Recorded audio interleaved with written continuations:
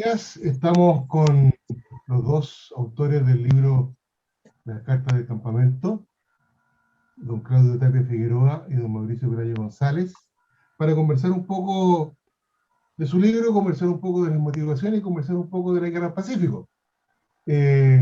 Mauricio y Claudio son dos grandes estudiosos, dos grandes autores de la guerra, dos grandes amigos además. Hemos trabajado juntos en muchas cosas. El profesor Claudio Tapia nos hizo clase en algún minuto, compartió sus conocimientos en forma absolutamente honesta y transparente. Así que vamos a partir con preguntándole a los dos. A los dos. Lo que ustedes hicieron es un libro distinto. No es un libro de divulgación de batalla o de número de tropas o lo que hace Mauricio con los veteranos. Es un libro distinto. Entonces, quiero que me cuenten un poco de qué trata el libro. Y segundo, ¿qué es lo que ustedes encuentran que es importante del libro? Partamos por don Claudio. Perdón. Justo cuando uno empieza una entrevista y pasan estas cosas. Claro. Pero bueno, es parte de la virtualidad. Bueno, primero que todo, agradecer la oportunidad que Legatum nos dio a Mauricio y a mí para poder presentar este libro que, como tú bien dices, es distinto. Y es distinto porque justamente a partir de las conversaciones que estamos teniendo con Mauricio en una tarde cualquiera, salió este tema de lo valioso que es la documentación y lo poco que se trabaja la documentación. Hoy día, lamentablemente, en el ámbito de la historia, se escribe mucho. Hoy día hay toda una dinámica de que la gente que investiga en las universidades, ¿ya? La lógica del paper es muy exigente, pero poca de ellas, de esta investigación, se hace en función de documentos o de fuentes primarias. Por lo general se sigue escribiendo en función de lo mismo. O sea, seguimos utilizando la misma bibliografía, los mismos textos, los mismos clásicos, clásicos que vienen del siglo XIX, otros libros que se hicieron ya durante el siglo XX, y que de alguna forma están representando más o menos las mismas como visiones, ¿ya? Argumentos y reflexiones que ya están más o menos establecidas. Entonces, se basa sobre esa dinámica y se olvida un poco lo que es la fuente primaria. Eso es una cosa. Y lo segundo es que es distinto este libro porque fue a partir de, como decía, de una conversación sobre ver cómo se podía implementar de alguna manera una mirada desde la historia social, por así decirlo, en este caso de estos actores subalternos que regularmente hoy día los teóricos le llaman, que en este caso el soldado común y corriente, el hombre que se enroló. Entonces, esos fueron como los dos elementos que se fueron uniendo en este espacio. Mauricio. Bueno, como tú sabes y como Claudio sabe, y luego he hablado, sí, con Claudio ya teníamos ganas de trabajar juntos hace rato porque principalmente a mí me gusta y siempre me ha gustado bastante más que la historia militar propiamente tal, que es la batalla, que las acciones, es la vida del personaje, es humanizar al soldado e individualizarlo a cada uno de ellos. Entonces siempre voy al archivo, siempre voy al dato concreto, a lo más mínimo de la historia, más que una macro historia. Siempre he pensado que la parte militar o estratégica yo se la dejo a otras personas. A mí me gusta más la parte humana, la parte del personaje, la parte del individuo. Y bueno, fueron durante mucho tiempo recopilándose este tipo de cartas, este tipo de documentos, que son de primera fuente, sacados principalmente desde lo que son los sumarios, donde las madres, esposas, hijas, abuelas, o padres también, solicitaban al gobierno o al Estado un Montepío por la vida que había dejado el soldado lejos de Chile en la Guerra del Pacífico. Entonces, había que darle otro contexto, porque son cartas, individualizaba al personaje, quién era, de dónde venía, cómo pensaba cuál era el cariño, cuál era la relación con el destinatario de la carta, pero me faltaba como la parte que lo hemos hablado con Claudio, que es la parte más de un estudio más macro, más de contexto histórico de la situación que vivía el país en ese entonces, de la situación de los estratos sociales y qué es lo que él domina bastante más que yo. Entonces yo creo que fue un buen trabajo, o por lo menos a mí me dejó muy contento en que nos complementamos en lo que sabemos cada uno y en lo que nos dedicamos cada uno. O sea, y bueno, y feliz, sigo con Claudia desde el 2012 que nos conocimos ahí en el diplomado de la Escuela Militar, que hicimos súper buenas amigas y siempre conversamos mucho de trabajar juntos. Es uno de los pocos personas académicos de renombre y capaces y que realmente admiro, que le ha dado importancia un poco a mi trabajo, porque como yo no pertenezco a ningún lado, ni chicha ni limonada, normalmente a uno se le mira distinto. Y Claudio no, Claudio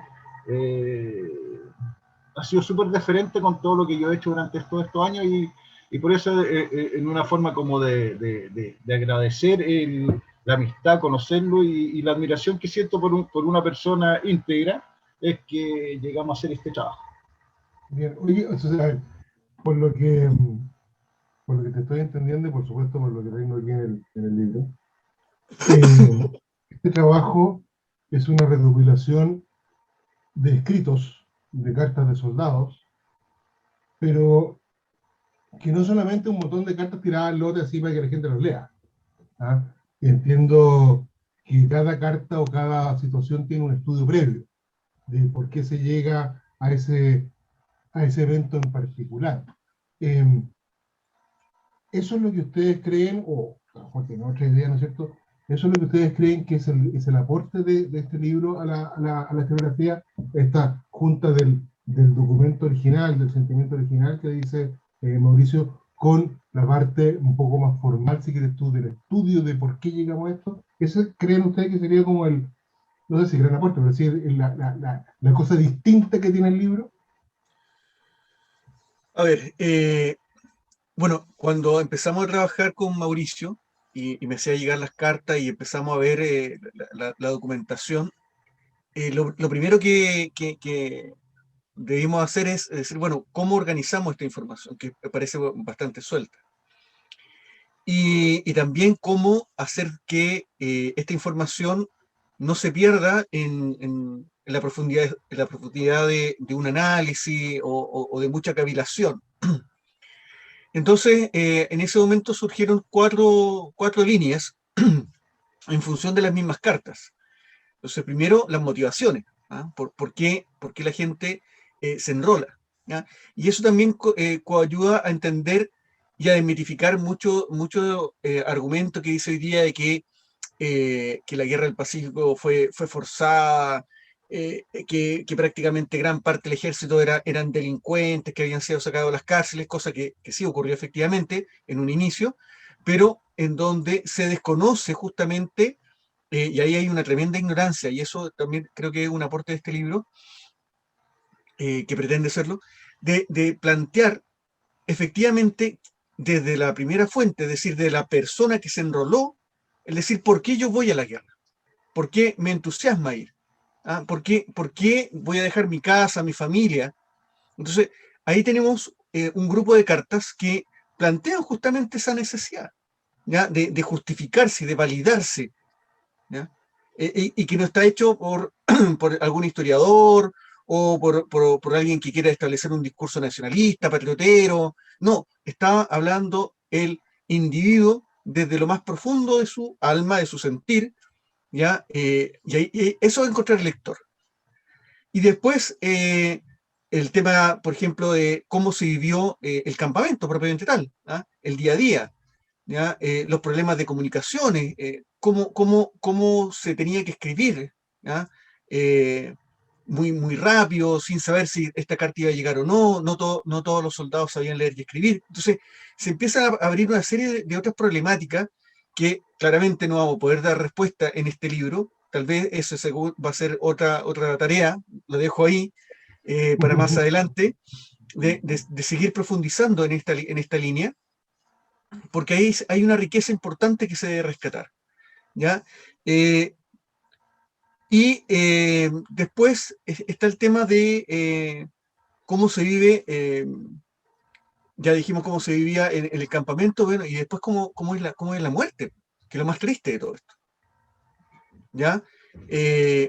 Las solicitudes las cartas enviadas de solicitud de reconocimiento de servicio, o sea, demostrando también de que el Estado chileno, tanto en el siglo XIX como posterior, ha tenido algunas faltas graves con respecto a la gente que ha colaborado, que ha contribuido al país, ¿ya? Y en este caso, en el esfuerzo bélico que tanta riqueza le trajo al país, tener que estar justificándose, demostrando, llevando todos los antecedentes, o sea, no existió de parte del Estado una mirada centralizada de verificar, ¿ya? Cuánta gente de su país, cuántos de sus ciudadanos y ciudadanas, sobre todo en la primera parte de la guerra, participaron fehacientemente. Esa tarea se la entregaron al hombre a pie. Entonces, cuando hoy día hablamos de los monumentos, bueno, y toda la reescritura de la historia, y nos planteamos desde esa perspectiva, bueno, no quiero decir con esto vamos a reescribir la historia de la Guerra del Pacífico, por favor. Sin embargo, es un elemento a considerar, ¿ya? Esta idea de este chilenismo tan conocido del pago de Chile. ¿Ya? Aquí se ve. Y que, de alguna manera, otro historiador conocido nuestro, amigo, Carlos Méndez, desarrolló en su historia sobre los veteranos, ¿ah? Esto del heroísmo al abandono prácticamente. Pero también viene desde otra mirada. Aquí lo tenemos en los testimonios, ¿ah? En la primera fuente. Yo creo que eso es uno de los elementos. No sé, Mauricio, ¿qué piensas tú? ¿Sabes lo que pasa, Claudio? Que hay que dejar súper claro. A ver, acá ni siquiera se hizo una selección, ni siquiera hice una selección para buscar las cartas que más nos acomodarían para hacer un libro más entretenido, más pachote, ni nada por el estilo. Agarré todas las cartas que tenía yo después de harto tiempo de buscar y las pusimos, nos gustase o no nos gustase. Y eso deja más claro aún el sentimiento y el pensamiento del soldado al ir a la Guerra del Pacífico. Y tampoco estas cartas los soldados lo escribían pensando, no, quiero pasar a la posteridad, así que voy a escribir lo que acomode para la situación que está viviendo el país, para que dejar un registro. No, el soldado escribía lo que él quería contarle a sus parientes, a sus amigos, sus vivencias mismas. Entonces tampoco era una cuestión de contarles la batalla completa. Entonces son cartas más sentimentalistas, con todo el cariño que puede tener un padre, un esposo hacia su familia, que fueron plasmando letra por letra el sentir del hombre chileno que en ese momento se hizo soldado. Entonces, ¿qué es lo que pasa? Cuando estamos viviendo en estos tiempos, lo que dijo Claudia, esa cuestión de tratar de rehacer la historia, es momento sí de rehacer cierta parte de la historia, con documentos como estos y con documentos como otros que han salido, que son de primera fuente y que son irrefutables porque viene del personaje a pie. Reescribir la historia con el soldado, con el agricultor, con el carpintero, con el profesor, con el alumno, con el estudiante que fueron a la guerra, con el peluquero, reescribir la historia de ellos. Ya tenemos varios monumentos al soldado desconocido que los representa obviamente a ellos, pero sí es súper bueno que en este tipo de libros sepamos quiénes fueron, de dónde venían, qué hacían. Sí es. Y eso es lo que más motiva, o sea, hacer cosas distintas y no hacer los mismos estudios basándose en 2 o 3 libros que tienen errores, entonces repetir nuevamente los errores. Aquí esto viene de cero, de cosas inéditas. El 90% o 95% de las cartas son inéditas, y de personajes inéditos. Correcto. Fíjate que quiero recoger lo que dijiste, Mauricio, que encuentro súper importante en relación a que ustedes no seleccionaron las cartas. Y están todas las cartas. Porque hay varios escritores actuales, ¿no es cierto?, que toman la información de acuerdo a lo que ellos necesitan para demostrar cierta tesis. Entonces, así es re fácil. ¿Ah? Entonces, yo descargo cierta información, saco de aquí, de allá, la junto y con eso demuestro lo que yo quiero demostrar. Que es una profecía autocumplida, en el fondo, ¿okay? Entonces, yo creo que lo que tú estás planteando, de que aquí pusieron todas las cartas. Independientemente si te gustaban, si no les gustaban, si les parecían, si no les parecían, y eso creo que tiene un valor mucho más profundo, porque están, de repente, hay cartas, yo dije, algunas cartas son bastante, no voy a decir complicadas, pero sí tienen puntos de vista distintos de lo que uno tradicionalmente pudiese pensar sobre el Gran Pacífico. Entonces, yo ahí rescato eso, y para mi gusto, ese es uno de los grandes aportes de este libro. ¿Por qué? Porque mira, hace un tiempo atrás salió otro libro que se llama Cartas de la Guerra del Pacífico. La verdad es que son cartas de un oficial de la Guerra del Pacífico a su familia. No que sean cartas de varios soldados u oficiales. Es una persona que le manda a su familia, a sus amigos. Entonces es la visión de esa persona en particular sobre los hechos.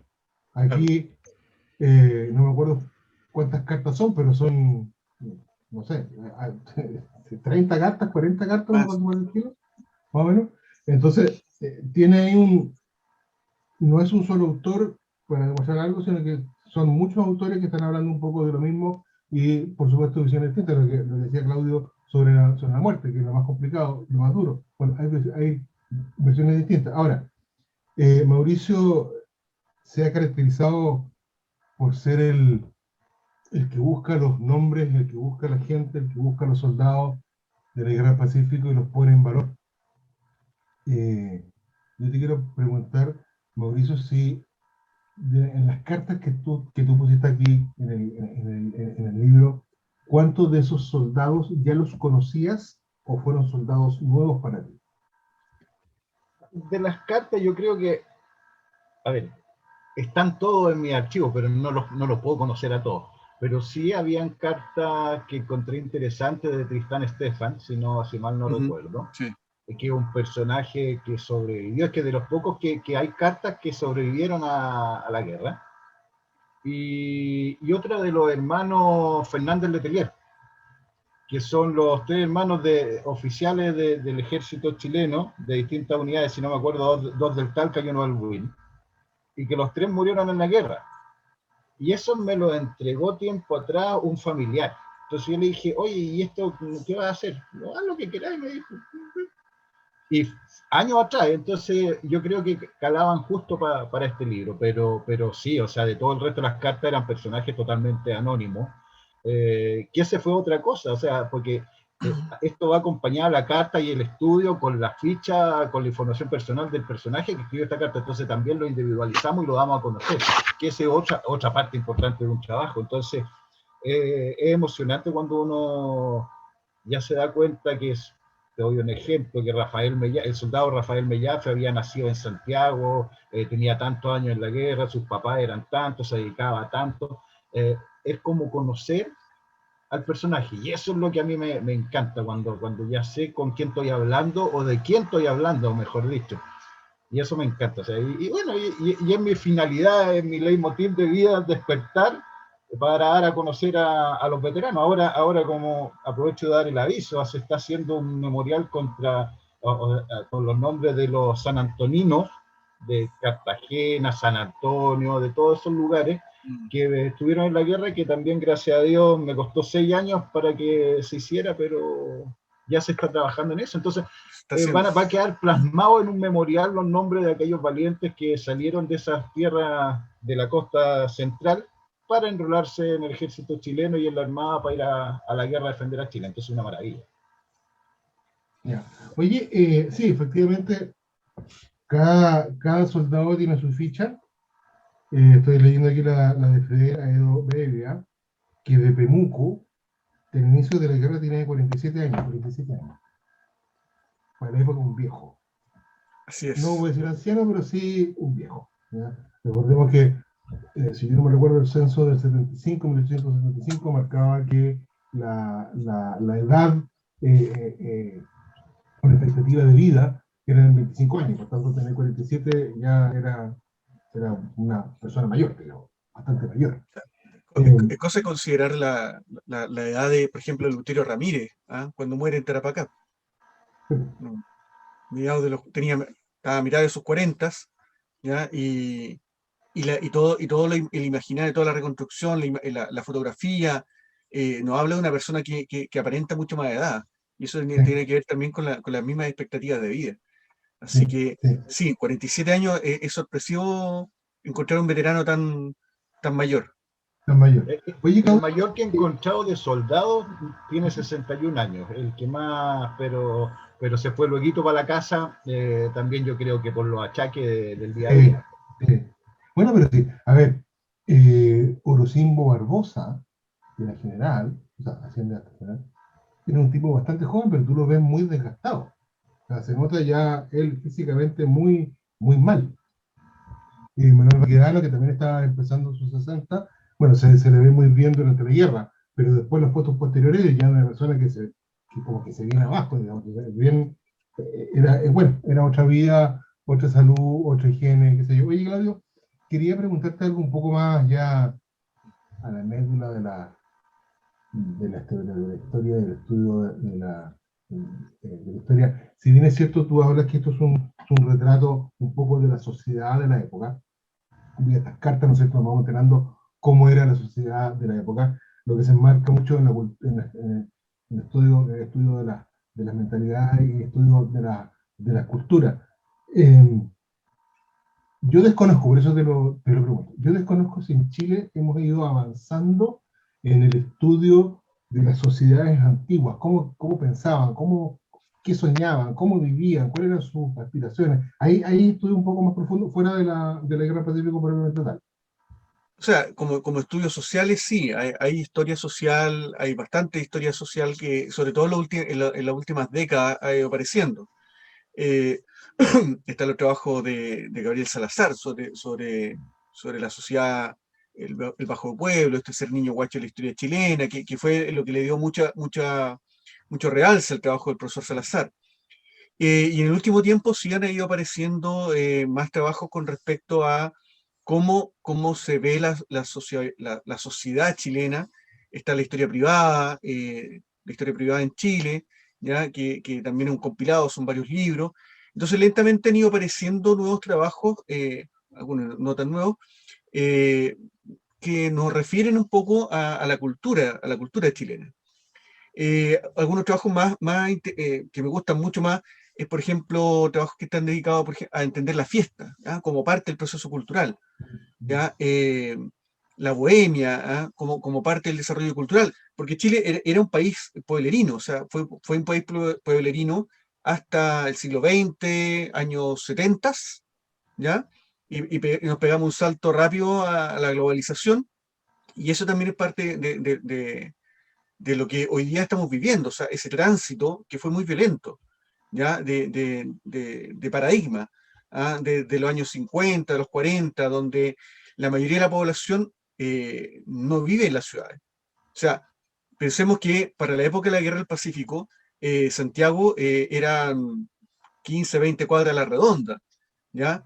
Para comienzo del siglo XX, Santiago, pasado el río Mapocho, por el norte llegaba hasta la Chimba, y los cementerios cerraban la ciudad, ¿ya? Y por el sur estamos hablando de un sector de Santa Isabel o tal vez Avenida Mata, lo que es hoy día por el sur, y recién se estaba extendiendo hacia el oriente, digamos.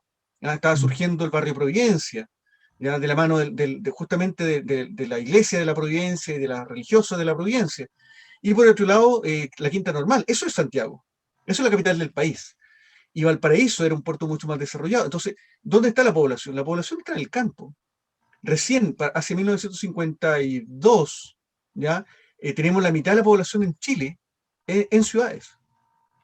¿Ya? Y eso se debe producto de los procesos de migración campo-ciudad y también de los pampinos post-crisis del salitre. Entonces, ahí se produce toda esa riqueza. Y a partir de ahí, hoy día sí han ido surgiendo cada vez más trabajos que retratan la sociedad, ¿ya? Y las distintas sociedades que van apareciendo, porque Es distinto ver la sociedad pampina, y ahí está el trabajo de Sergio González, ¿ya? Que ver la sociedad más campesinas del centro, de la zona de Talca, de la zona de Concepción, que también tiene una mirada distinta, ¿ya? Concepción contra Chile, ¿verdad? El trabajo este que salió hace poco, y que de alguna manera también presenta su propia visión, ¿ah? Desde Concepción hacia lo que es Santiago, como capital. Entonces ahí se ven como visiones sociales, que son bien interesantes. Y hoy día, además, está decir todo lo que está apareciendo. ¿Qué tal? Mauricio, tú que has trabajado tantos años en el tema de los soldados, en el tema de los héroes olvidados, ¿no es cierto? ¿Cómo, cómo crees tú que este nuevo libro tuyo rescata a esta gente? ¿Cómo crees tú que los visualiza? Cuál es tu sensación respecto a esta gente que, en fin, como tú bien dijiste, 6 años para que se haga un memorial? Lo encuentro una cosa loca, ¿no? Pero, en fin. ¿Cómo crees tú que esto visualiza al soldado? Mira, lo del memorial, la explicación es súper simple. El memorial no es solamente un pedazo de piedra que tiene nombres. Normalmente en las ciudades, y me pasó mucho en San Carlos, disculpa que me vaya con el tema, pero es importante conocer ese tema. A mí me tocó ir, antes de que se hiciera un memorial, darle una charla de qué se iba a hacer a un colegio de San Carlos, ¿no? O sea, era en un gimnasio donde habían varios niños de colegio. Y empecé a nombrar uno a uno los soldados. Entonces uno iba viendo la cara de los niños y de los profesores, porque se iban repitiendo sus apellidos. Entonces ahí el niño o el joven o el adulto que nunca había tenido un acercamiento con la historia, ya la sentía más propia. ¿Por qué? Porque ese Muñoz puede ser pariente mío, es de San Carlos, yo soy de San Carlos. Lo mismo va a pasar en San Antonio, lo mismo pasó en Barraza. En el lugar donde esté, cuando la historia ya es tuya o es parte de tu vida, te vas a acercar mucho más y la ves diferente. Entonces, cuando tú das a conocer a un pariente tuyo o a un pariente de alguien en un libro, en una publicación, en un memorial, en Facebook, donde sea, ya la historia no es lejana, es mía. Entonces, ya, yo no me interesaba la historia de la Guerra del Pacífico, pero Antonio Pelayo peleó en la Guerra del Pacífico. Quiero saber quién es Antonio Pelayo. Ah, es mi tatarabuelo. Chuta, qué orgullo. El chileno en ese sentido es chaquetero, entonces le gusta dar a conocer que mi pariente era un héroe, aunque nunca me haya importado antes. Entonces, para darlo a conocer, tengo que conocer un poco de él. Entonces, ya, él peleó en el Coquimbo, entonces voy a aprender un poquito del batallón Coquimbo. Después, ¿en qué batalla? En San Francisco. ¿Qué pasó en la batalla de San Francisco? Voy a tener que aprender un poquito de la batalla de San Francisco. Y ahí se va creando un círculo no vicioso en el que cada uno se va a dar cuenta de que la historia no es del de al lado, sino que la historia también es mía. Que el personaje que peleó en la Guerra del Pacífico, yo puedo pensar de una manera X ahora, pero en ese entonces se pensaba en Chile. Entonces, pero chuta, no era tan así como me están diciendo que fueron obligados, sino que mi ancestro era un héroe. Mi ancestro peleó por Chile, no peleó por un conglomerado o por una empresa, sino que entonces vamos haciendo, y eso es lo que se va plasmando en este libro. En este libro yo puedo leerlo, o sea, no, chuta, mi abuelo también era agricultor, o mi bisabuelo, o mi abuelo me contaba que su papá también era agricultor y fue a la guerra. Quizá él pasó lo mismo que él, pensaba igual, existirán estas cartas que le mandaba a mi bisabuela. Entonces, es acercar la historia, pero ojo, acercar la historia con verdad, con documentos y con papeles irrefutables de que así era la cosa. Yo no estoy guiando a nadie a que aprenda esta cosa. Yo le estoy diciendo, mire, el soldado escribió esto, no fui yo, mira por el estilo, el soldado sentía esto. Entonces, esa es la cosa, es humanizar al personaje, porque aunque para mí los 82.000 fueron héroes, son héroes chilenos comunes y corrientes como cualquier persona que deja todo por el bien de la patria. Y me encanta, me encanta. Eso sí lo tengo claro. Pero, a ver, espérate, tú mencionaste algo así como muy de pasadita, 82.000. ¿82.000 qué? A ver, en la guerra del Pacífico, a mí me da risa, pero se dan cifras tontas y a loca y se dicen muchas cosas. Pero en la guerra del Pacífico, solamente en el ejército se enrolaron alrededor de los 6 años, no todo en el mismo lugar y en el mismo momento, alrededor de 80.000 soldados, solamente en el ejército, de los cuales alrededor de eso fueron 15 a 20 mujeres como cantineras. Entonces estamos hablando solamente 82.000 y unos 10.000 en la Armada, o sea, estamos hablando de más de 90.000 hombres se pusieron el uniforme de alguna de las ramas de nuestras Fuerzas Armadas de ese entonces para ir a defender a Chile, lo que porcentualmente es enorme. Entonces, yo siempre digo, y se burlan de mí cuando digo que más del 80% de los chilenos descienden de algún veterano de la Guerra del Pacífico. Claro, puede ser no directo, puede ser que mi abuelo no haya ido, pero sí alguno de los hermanos de mi abuelo. Claro. ¿Ya? Entonces, tarde o temprano vamos a encontrar. Mira, yo tenía un amigo y te voy a dejar súper claro que me decía que él no tenía ascendentes de la Guerra del Pacífico ni antepasados que fueron a la Guerra del Pacífico. Me dijo, te pago $1.000.000 si me encontráis un pariente veterano. Al día siguiente le encontré 2. Bueno, todavía estoy esperando los $2.000.000, pero Sí. fue una muestra súper clara de que aunque no lo sepamos nosotros, que es por culpa familiar o porque fue normal para la gente en ese entonces ir a la guerra, entonces no era una cuestión que fuera como ahora un orgullo, sino que era común de que todos tenían algún pariente en la guerra en esos tiempos, que no llegó a oídos nuestros de que un antepasado peleó en la guerra. Ahora, fíjate que... Disculpa, Rafa, para agregar una cosita ahí a lo que señala Mauricio.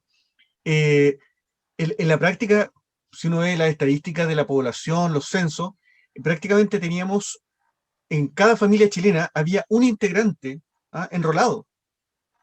Entonces, cuando tú dices eso en una clase, en una charla, la gente queda así como, ¿pero cómo? Claro, porque, tal como dice Mauricio, a lo mejor no era tu padre, pero sí, en cada familia chilena había un hijo, un sobrino, un hermano, un tío, una tía, qué sé yo, ya que se involucró directamente con la guerra. Estaba involucrado. Entonces, desde el punto de vista de la familia, ¿ya? Ahí hay un elemento que es irrefutable, o sea, de la cantidad de gente que se involucró. Tenemos casos como algunos de los que se presentan en el libro, ya de varios hermanos, que de hecho yo cuando estábamos viendo el tema, era imposible no relacionarlo con esta película de Rescatando al Soldado Ryan, ¿ya? Con un final distinto, sí, claramente. Pero esto de tres hermanos que se involucran y que van escribiendo en distintos momentos, cada uno va relatando las distintas experiencias, eso evidentemente que va dejando una huella. En otros, como efectivamente teníamos una sociedad chilena tan dispersa, ¿ya? Que en muchos casos no va dejando testimonio, ¿ya? Se va perdiendo. Es la tradición oral, es la tradición del boca a boca, ¿ya? De hecho, está el tema de si efectivamente, por ahí algún día, hace un par de años atrás, me hablaban de los soldados pascuenses, si hubo pascuenses en la Guerra del Pacífico. Entonces ahí había una discusión, si que efectivamente había una persona o no. Mauricio ahí estuvo revisando la información y se hablaba de que había una persona que relataba que había estado en la Armada, pero no estaba muy claro. ¿Por qué? Porque en la tradición pascuense no hay nada escrito, es todo tradición oral, ¿ya? Y coincidían algunas fechas, pero eventualmente parece que eso no decantó. Para cerrar, la lógica de la historia finalmente, del boca a boca de la familia del siglo XIX, ha hecho que justamente se vaya perdiendo en algunos casos esa información.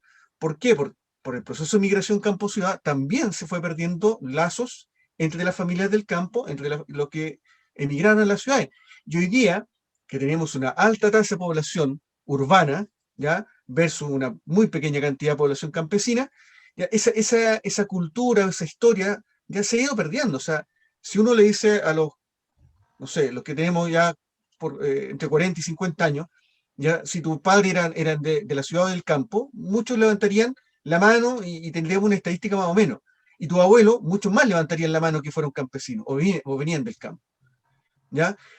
Pero en ese tránsito también se pierde parte de la historia, ¿ya? Esa historia familiar. Entonces uno dice, ah, sí, alguien me contó que parece que una abuelita que yo tenía, una tía abuela que yo tenía en el campo contaba que su papá había estado en la guerra. Pero yo perdí el vínculo.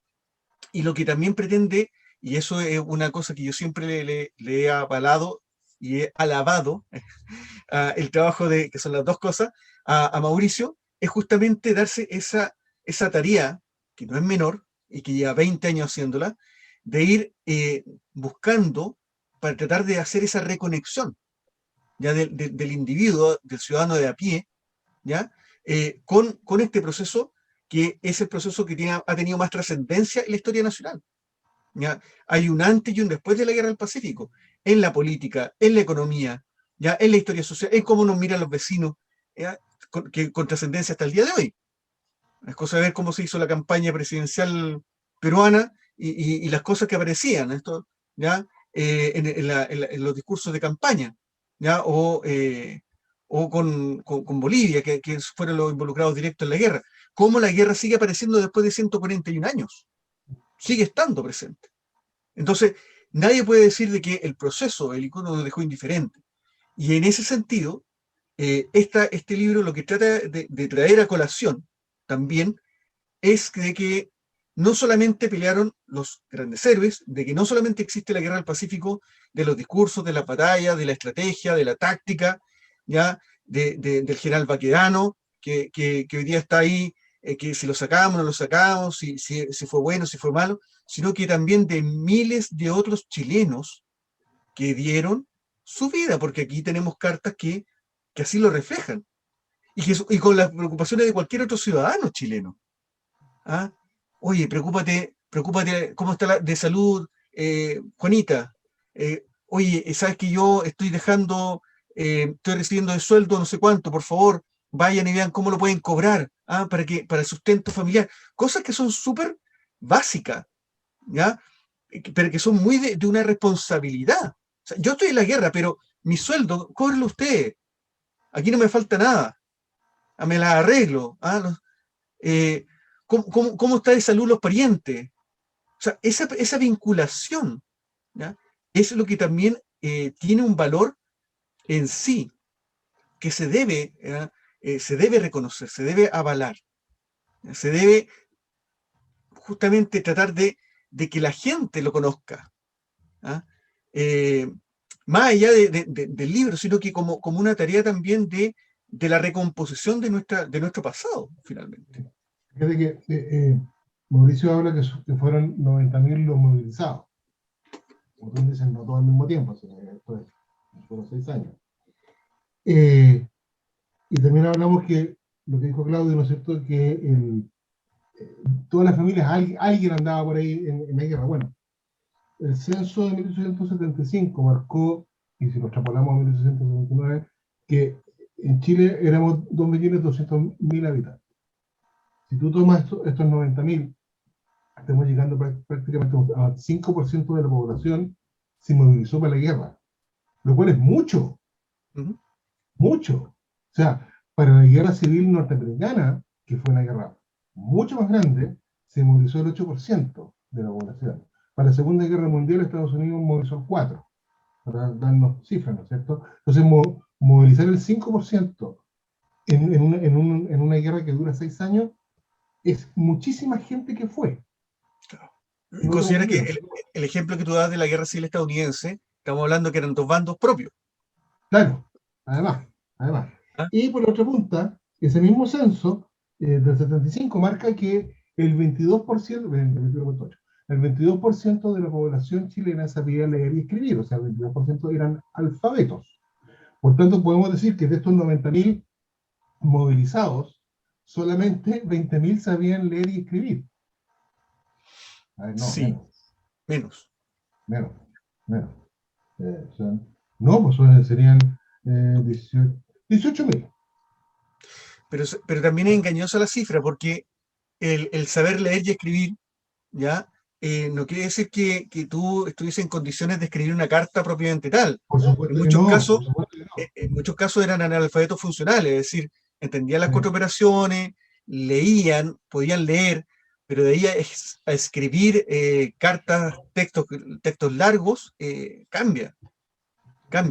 Y por eso que, perdón, disculpa Rafael, por eso que también en el libro hay que destacar de que las cartas se colocaron tal cual como vienen escritas, no hubo intervención, justamente para dar a conocer esa realidad, ¿ya?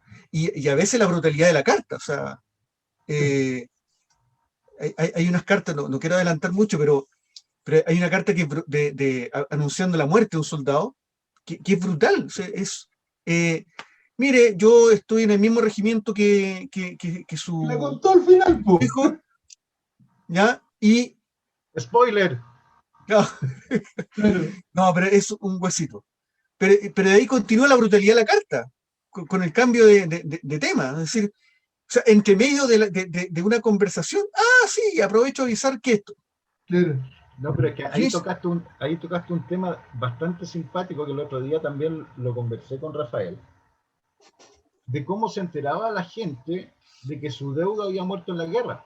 Porque claro, no tenían, recordemos, no tenían internet, las comunicaciones eran paupérrimas, la mayoría vivía en lugares súper apartados de las grandes ciudades, los grandes pueblos. Entonces, habían súper pocas, bueno, los oficiales obviamente que tenían, que ya vivían en Santiago o tenían mayores recursos, recibían una carta del comandante de su unidad con las condolencias, existen varias de esas. La otra era que aparecía en el diario oficial las bajas de las batallas o por enfermedades, aparecía una vez cada tantos meses, entonces ahí se buscaban. Y la otra es la que tú estabas nombrando, que a un vecino de la misma localidad le escribió a la Juanita para que le avisara a la Pedrita que su hijo había quedado fiambre en algún combate. Y es así sí, de simple. Claro. Eran las es, formas que tenía el es pueblo de brutal, enterarse de la suerte es, de su pariente. Pero, es pero, brutal. pero, pero espera. ¿Ustedes se dan cuenta cómo eso refleja el Chile, refleja Por la sociedad supuesto, de la época? ¿No es cierto? Y eso es lo pero bonito. Eso es lo más, es lo rescatable. bueno, eso, Rafael, como te decía yo hace un rato atrás, refleja ese Chile, que cambió muy rápido en las últimas 5 décadas, ¿ya? Mm. O 4. Pues yo le cuento a mis hijos acá que para escribirle a mis familiares que están en la quinta región, aquí a 95 kilómetros de mi casa, según hoy día el tacómetro, ya uno le escribía al correo Olmué. Claro. Y el correo Olmué, o sea, y se iba todos los días, o sea, a una oficinita y se preguntaba, ¿habrá correspondencia para nosotros? A ver, sí. Y los colocaban por orden alfabético cuando el funcionario de correo, digamos, era responsable. Si no, mire, ahí llegaron unas cartas, revísese. ¿Ya? Y ahí uno cuando se escribían cartas, o sea, hoy día mi hijo me dice que, pero mensajería, teléfono, no. O sea, si hasta mediados de los 80 uno iba a hablar a Olmué, ya, si no tenía teléfono en su casa, tenía que ir a una central telefónica, pedir línea, llamar por teléfono, que escuchar una operadora, me marca, por favor, ya, te dice, ya, hable, y uno habla, y estamos hablando de 1981, 85, 89. Entonces, hacia atrás, hay mucha gente que dice, no, si parece que esto como que es de otro planeta, esto no ocurrió en Chile. Y estamos hablando del siglo XX. O sea, imagínate eso en el siglo XIX. Es que eso es lo que pasa, la mayoría de la gente de ahora, los cabros de ahora, juran que nosotros y que todo el mundo nacieron con todo lo que tienen ellos. Yo a mis cabros les he tenido que explicar que la variedad de cosas que ellos pueden acceder ahora era imposible para nosotros. Cuando empezamos esta conversación, a ti te sonó un teléfono que me pareció que fuera teléfono de casa.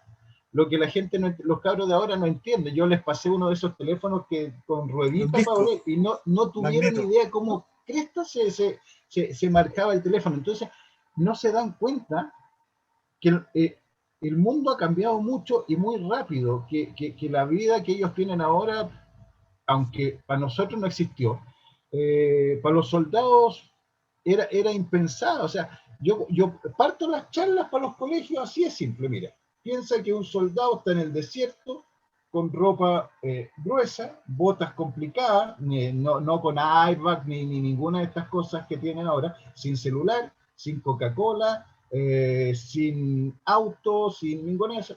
y les cuesta imaginarse ese tiempo. O sea, tú hablas del 81, yo hablo del 87 cuando estaba en la escuela naval, yo para mandarle a mi polola información o era carta o era telegrama. Olvídate teléfono. Y ahí se veían los valientes, porque cuando tú conseguías un teléfono tenías que llamar a su casa y te podía contestar el papá. Y eso sí que era ser valiente. Entonces, imagínate 100 años antes que eso. No, Estamos hablando de la prehistoria de Chile. Cuesta mucho Claro, lo dimensionar. que pasa es que, como tú bien dices, Mauricio, los cabros hoy día nacieron con el televisor a color, nacieron con la internet, nacieron con todo. De hecho, hoy día nosotros actualmente, ahora en este segundo, estamos usando una herramienta que hace 3 años no existía. 3 años. O sea, en términos históricos es un nanosegundo. ¿Ya? Y efectivamente, en los años 80 yo también tenía que ir a la oficina de teléfono a pedir línea, porque decía, venga media hora más porque no hay. Entonces volvía para poder hablar por teléfono. Pero... Lo cual no quiere decir que estemos viejos, por cierto. No, por supuesto. No, las cosas avanzaron muy rápidas. Sí, bueno. A ver, nosotros pasamos del disco long play, ¿ya se acuerdan del disco long play, no? Al cartridge, al cassette, al MP3, al MP4 y hoy día Spotify. En 40 años. O sea, pero volvamos al periodo de la guerra. Yo creo, chiquillos, que el libro que ustedes hicieron, más que las cartas que son súper entretenidas, son súper bonitas, son dramáticas muchas de ellas, toda la información que hay sobre los veteranos, etc. Más que eso, yo creo que el libro de ustedes retrata a un Chile que obviamente se nos fue, que se nos perdió en el tiempo, pero que lo saca de ese olvido que quedó por favor en los años y lo trae al presente, y gracias a eso podemos comparar. Oye, si la guerra fue hace 140 años nomás, pues tampoco estamos hablando de la Edad Media. ¿Ya? Podemos comparar un poco lo que fue ese Chile de hace 140 años con el Chile de hoy y cómo nosotros mismos hemos cambiado. Sí, claro. Aunque si estuviésemos comparando la guerra del Pacífico con los conflictos del siglo XVII, del XVI, la diferencia no sería tanta. ¿Ah? Entonces, es la diferencia del siglo XIX con lo que estamos viviendo hoy día en el siglo XXI. Es lo impactante. Y por eso también se hace tan necesario volver al documento. ¿Ya? El documento nos presenta aspectos que se diferencian de otro tipo de documentos, porque cuando se habla de documentación hay mucha documentación. Me voy a poner un poco latero aquí. Porque tenemos los testimonios oficiales, los partes, ¿ya? Y eso es una invención. O sea, cuando se envía un informe de los que aparecían en el boletín, qué sé yo, que se replicaban en la prensa, hay mucha intervención. Las arengas, ¿ya? Estas declaraciones por ejemplo, lo que acaba de ocurrir el 9 y 10 de julio, el recordatorio de lo que fue el combate de Concepción, ¿ya? Pero es que no hay testimonio. Se crea después un informe y ese informe puede tener mucho de intencionalidad, ¿no? Para un otro lado. Ni hablar de documentos que hoy día están totalmente cuestionados, que han sido cuestionados históricamente, pero tenemos gente que los sigue avalando, como batalla emblemática en el altiplano, ¿no? Tal Canchas Blancas, creo que ¿ya? Donde hay un solo testimonio, y que de hecho hoy día está siendo tremendamente cuestionado de distintas partes. Entonces es un documento que es oficial, ¿ya? Entonces ahí sí se puede ver que puede haber una intención, una manipulación, una reedición de alguna manera a esto de encauzar lo que yo quiero. En el caso del que ya ha citado, evidentemente tenía que ver con esto de glorificar un hecho de que no existió en la práctica, como se define. Pero lo rico que tiene este trabajo es que las cartas no tienen ese sesgo, no tienen esa manipulación, ¿ya? Son simplemente cartas que escriben personas a sus familiares, contando su vida, cómo me enrolé o por qué me enrolé, justificándose en algunos casos, que tienen que ver con la vida en el campamento, de ahí viene el nombre, el tema de la muerte, que estaba muy presente, el tema del Montepío. O sea, cómo explicar, mire, yo fui tal persona, participé en estas acciones. Entonces, no hay una intencionalidad de decir, oye, sí, yo participé en el glorioso. No, yo estoy relatando en primera persona a un ser querido, ¿ya? Mis sentimientos con respecto a este proceso, lo que estoy viviendo en el día a día, mis preocupaciones. Y eso es tal vez una de las cosas que a mí más me gustó y que me emocionó cuando empezamos a trabajar en el libro, ver todo esta ya ordenado, ya definido cómo lo estábamos abordando, cómo lo estábamos trabajando, entender justamente esto que hemos estado conversando, ¿ya? Sin ninguna pretensión política, sin ninguna pretensión del discurso económico que hay detrás de la discusión sobre la guerra del Pacífico, sino que simplemente el sentir de un individuo frente a lo que fue una decisión, ir al norte, a la campaña del 79, con todo lo que eso implicaba, con todas las angustias que estaba generando, que están retratadas, ¿ah? Y están puestas en el papel. Entonces, esa riqueza, ¿ya? Esa riqueza del texto, ya pensándolo como documento histórico, ¿ya? Tiene el valor de resignificar, ¿ah? Esta idea del combatiente, ¿ya? Y esa idea sobre todo de por qué se va a la guerra, cómo se vive la guerra, que es lo que menos hay. Sí, mira, sí, hay una parte que tú decís que está muy en boga en estos momentos cuando hay muchos que tratan de bajar del pedestal a los héroes, a los soldados de la guerra del Pacífico, solo por el hecho de haberse puesto uniforme. ¿Y por qué te lo digo? Por una razón muy simple, que se sacan las típicas cosas, no, pelearon por el capitalismo, o pelearon por la plata de la empresa, o pelearon por los ingleses, todo ese tipo de cosas. Y ese es un insulto enorme, no solamente a la memoria de cada uno de ellos, sino que al país mismo. Al soldado no le importaba si esta era una guerra económica, religiosa o como fuera. El soldado iba a pelear por Chile y en defensa, como él lo veía, en defensa de su familia.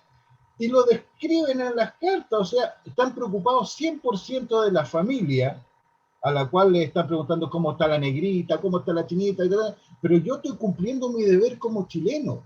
Entonces, cuando yo le pongo una intencionalidad a esto, estoy catalogando mal y juzgando mal a cada uno de los soldados que nunca pensaron si esto es económico o no es económico. Ellos fueron porque era un peligro para el país. Punto. Entonces el patriotismo existente en ese entonces era una cuestión que no podemos obviar, ¿ya? Y tenemos que mantener el respeto por aquellos bravos que vistieron el uniforme muchos un año, otros 2 años, otros 6 años, otros meses, como varios que murieron en el combate con la excepción, que se enrolaron 6 meses antes. ¿Ya? Ellos no van por otros intereses que no sea el de defender a la patria, a Chile. Entonces, lo que tú decís es importante en ese aspecto y es lo que uno trata de recalcar y es lo que ellos mismos les cuentan a su familia en estas cartas. Sí, exactamente. Bueno, chiquillos, yo les agradezco enormemente su tiempo, además de lo entretenido de la conversación. Así que me despido de ustedes. Muchísimas gracias por todo lo que conversamos, por todo lo que compartimos, por todos estos nuevos elementos que estamos presentando. Y nada, pues, nos estamos viendo luego, pandemia mediante, así que eso, muy bien. Chao, muchas gracias.